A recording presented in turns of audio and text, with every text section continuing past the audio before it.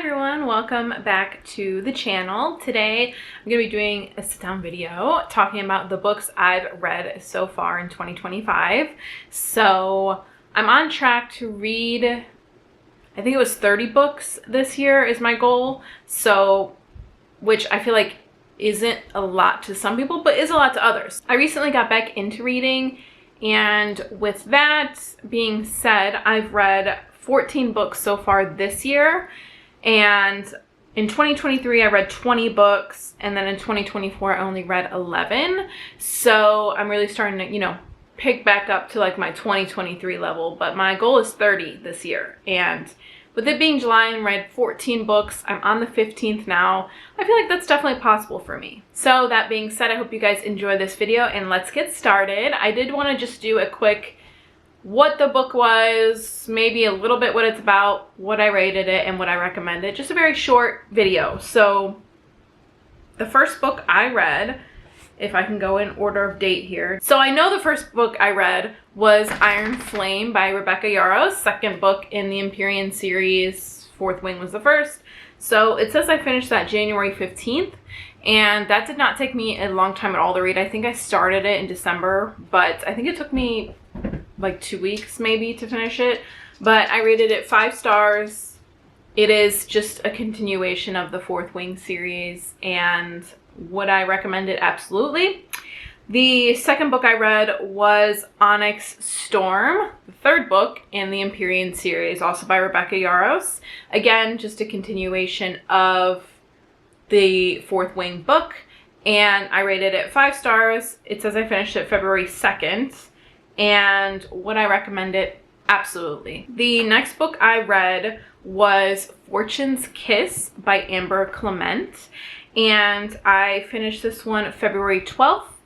And this one it was really interesting. It was about a kind of game. It reminded me of Squid Games a little bit, but it wasn't as dark, but it did remind me of Squid Games. So basically these people go into a game of sorts, and the prize is, any wish you want, just one wish. Could be as crazy as you want it to be, but that's the wish that you get. And if you win these games. So if you don't win these games, you come back basically a whole new person, depressed, like you're alive, but you feel dead inside, I guess. So it was very cool to read this book. It had a lot of Spanish culture in it, and like the game, I think, was a Spanish game. So I thought it was interesting. I rated it 4 stars, and would I recommend it? I would. I thought it was enjoyable. I was kind of reading it a little fast. It wasn't really long. It's 259 pages.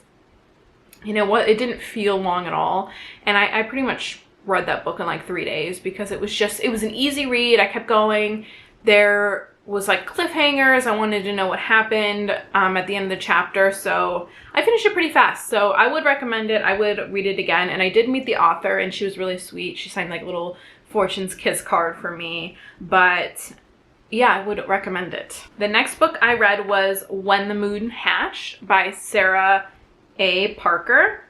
This was a very, very long book. This book was 718 pages, and I hated it. I think I talked about it in my vlog a while back where I was starting it, but so far all of these books have been fantasy, but this one's also fantasy. I don't really know what it was about, to be honest with you. It's very long, very boring. It followed this girl, and the moons were dragons that had died. So it turns out, I guess this is kind of a spoiler, so maybe you don't want to, maybe skip this part, but it turns out that like the moon that she was attached to was like her dragon in a past life. I don't think you need to read 718 pages to know that. I thought it was boring. Like, I struggled to finish it for book club because I just really wasn't into it at all. And there was like a romance in there, and it was like, again, like her past love. It was like a past life type of situation. I did not like that, and I thought the romance was bad. I don't know. I rated it 2 stars because I'm like, okay, A for effort, but Not my kind of book, but I know I'm like one of the few people that didn't like that book. It didn't do it for me. I'm sorry. Next book I read wasn't a fantasy. I remember wanting to just kind of break away from fantasy for a minute because I had read just such heavy fantasy, and that When the Moon Hatched just really just killed me. So I was like, I'm just switching now for right now. So I read Icebreaker by Hannah Grace, and that has been on my TBR like list for a long time. I've been wanting to read it. I think it came out 2022. I've been wanting to read it that long. So I finally did buy it and give it a read, and I liked it. I wish I would have read it around Christmas time because it was like snowy, obviously like hockey. It just made me think of like cold weather, but it was good. I thought the romance was good. The characters were enjoyable. It kind of felt like I was watching like just, you know, a Hulu TV show or something about like a college romance. So I liked it. I rated it 4 stars, and I finished it March 26th. I would recommend this book. I thought it was steamy, spicy, and it was a book that I enjoyed reading. Like I said, I enjoyed the characters. I thought it was a good plot, and with it was pretty much just a romance book. There was really no like drama. There was a little drama, but it wasn't that much, and that's why I liked it, because it was just enjoyable. It was a nice break from fantasy, which I had been heavy on, so I liked it. I would recommend it. I would read it again. Next book I read, I finished April 5th, and that is Remarkably Bright Creatures by Shelby Von Pelt, and I actually have her book. Let me actually go grab it. So I actually met this author as well and bought her book, and she did sign it for me. Sorry, my nail polish, I gotta take that off. But yeah, so it says, to Cory, keep writing, because I told her I'm working on a book. So it was nice to meet her. I got a picture with her and everything. I'll insert it here. But I rated it, I finished it April 5th. I rated it 4 stars. I'll be honest, like I did not like the book the first like 3/4 of the way, and then the ending was just so good that I was bawling for like 45 minutes, and it made up for the boring first 3/4 of the book, I mean. So I enjoyed it. I thought it was nice. It was the best, one of the best endings that could have come from that book, because like I said, I didn't like the beginning. So it's about a girl. She's retired, but she's working. Her son died a long time ago, so she's got really nothing left in life, and so she works at the aquarium where she meets Marcellus. She meets Marcellus, which is a Pacific octopus, and they become unlikely friends. So that, I thought it was something I've never read before. Would I recommend it? I think I would, only because there is a Netflix movie coming out about it. I know that they're filming. I don't know when they're going to be done. So I think you should read the book before you watch the movie that comes out on Netflix. Okay, the next book I read is Phantasma by Kaylee Smith. I actually could not get a hold of this book. It was for book club, so I listened to it, like an audio book of it, but I could not actually get my hands on the book. There were so many people in line at the library for it. So I rated this book 3 stars for effort. I finished it April 7th. It was not that good. It reminded me of Fortune's Kiss, which a lot of people say that Fortune's Kiss came out after, so they say Fortune's Kiss is kind of like Phantasma, but basically, yeah, they go into this game. It's like the 7 levels of hell. There's a romance in there. I didn't really care for the characters. I thought it was, maybe it was because I listened to it too. I didn't really connect with them. I thought they were just okay, but I mean, the idea of the 7 levels of hell was interesting, but did they really dive into it? Not really. I feel like they could have put more effort into like the setting of the 7 layers of hell. Instead, it was just like, this level of the game is wrath, and that was pretty much it. Like, there wasn't really anything in depth that I remember that really went into it more, which would have been cool. And also, like, she was a necromancer, and I've never read about a necromancer before, but also they like didn't even talk about it at all. They just said that that was her job and that was it. So I feel like it could have gone a lot darker than it did. It was very surfacey stuff. Like, I feel like maybe the author didn't even really know what a necromancer was, but I thought it would have been cool to do that, like, dark, really dark romance type stuff, and the cover certainly looks like it would be, but it was not. So 3 stars. The next book I read was What the River Knows by Isabella Ibanez, probably butchering that. I finished it April 24th, and I rated it 4 stars. It was a very cutesy, almost like historical type romance. It had like it was technically considered fantasy because it had a little bit of fantasy in there, but it really was nothing crazy. Like, I feel like if you've never read fantasy before, like, you wouldn't even really be able to tell that this is technically fantasy. But it was, I think it was set in like the 1800s or something like that, and it was a girl. She goes to Egypt. Her parents died out in Egypt. She wants to find out what happened to them, and she meets, a handsome man along the way and things like that. So, and they're like digging up like architectural sites, like they're trying to find Cleopatra. So that kind of gives you like an idea of it. But I thought it was cute, simple. I read it really fast. It wasn't really anything that kept me up at night. So I rated it 4 stars. Would I recommend it? Just for the cliffhanger, I read the second one. I probably wouldn't recommend it. I don't think it's really a must-read book.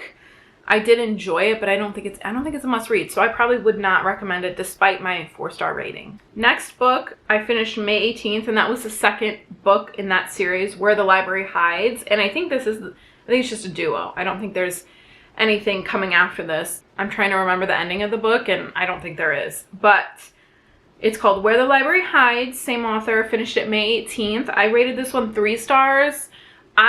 The only reason I picked up this book was because of the cliffhanger at the very end of the first book. The cliffhanger was so good. Like, I'm like, wait, what? I have to know what happens. Like, it really shook me. And the second book was just not. I didn't really even need to read it. I could have just Googled the cliffhanger, which I did with a later book, as I'll tell you, but it didn't really hit with me. I was kind of disappointed. I'm glad I just rented them from the library instead of buying them, because I would not recommend this book. It was 3 stars. You don't need to read it. If you read the first book and you just Google the cliffhanger, it's fine. That counts, basically. The next book I read was A Study in Drowning, another fantasy by Ava Reed. This is more of like it's technically like categorized as like a dark academia book with fantasy and romance. I didn't really get that vibe. I thought it was just okay. It was kind of creepy, which, do you have your bear? He brought his bear here. I didn't really like the creepy vibes of it. It kind of reminded me of Salad Fingers, if you're old enough to remember that. I didn't like Salad Fingers. And that's the thing, is like, there was nothing particularly wrong about it, but he just creeped me out. And this book creeped me out. So maybe if you like creepy books, you can read this one, but it reminded me of Salad Fingers, and I didn't like that. So I rated it 3 stars, and would I recommend it? No. Again, this one had a cliffhanger at the very end, and the cliffhanger was funny because, like, I read the whole book, and I didn't really understand the significance of the cliffhanger. So I Googled it, and then there was like theories and like basically what the cliffhanger means, because the second book's not out yet. But see, I don't even need to read the second book now, because I've already, established what the cliffhanger was and what the theories are, and I'm fine with just the theories. Like, the characters did not mean that much to me to read the second book. But yeah, it was creepy. It was about this girl. She's like it's old days. Like, women aren't allowed to do anything And so she's like one of the first people to get into, you know, a college that's mostly men. And she has like an architecture gig, and basically she's like transformed this like creepy falling down house into something magnificent. But like there's a bunch of like fairy tale lore and changelings and stuff. It creeped me out. I don't know, I didn't like it. I did read somewhere in between all those fantasies a book my coworker gave me, Find the Good, Unexpected Lessons from a Small Town Obituary Writer. I didn't even rate this one because I felt like it wasn't in theme with my library. So I didn't rate this on Goodreads, but I did rate it. And it was like a self-help kind of positivity motivation book. I thought it was good. It was really short and easy to read. The chapters were really easy, so it didn't take me long to read it at all, but just a little side note, self-help type book. The next book I finished May 31st, and it was The Scarlet Veil by Shelby Mahurin. I don't know. I rated it 4 stars. I liked it. It was about vampires and a girl that like found an island of vampires, and it was honestly really good. It also dug into like witches and stuff. I guess it's part of like a Serpent and Dove series, and I wasn't supposed to read this prior. Like I had never read Serpent and Dove, and I guess it's the same world, different characters, but I guess it is probably pretty important to read the Serpent and Dove series before you read this. So I probably would not recommend it just because I was told it's so much better if you actually read the Serpent and Dove series first.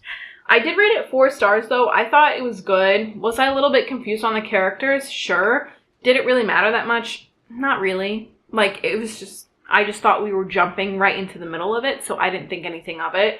But I was told that if you do read the Serpent and Dove series, then read this one. So, but it was long. It was 630 pages. So I'm not going to recommend it. Okay, now we're down to our final 2. This is why I wanted to split it up, because I normally do like all the books I read in this year, but I'm reading too many, so I wanted to break it up. So the next book I finished July 4th, and I guess I took a pretty big break from reading. May 31st to July 4th? I don't know. But it was Summertime Punchline by Betty Corello. Cute summer read. Would I recommend it? No.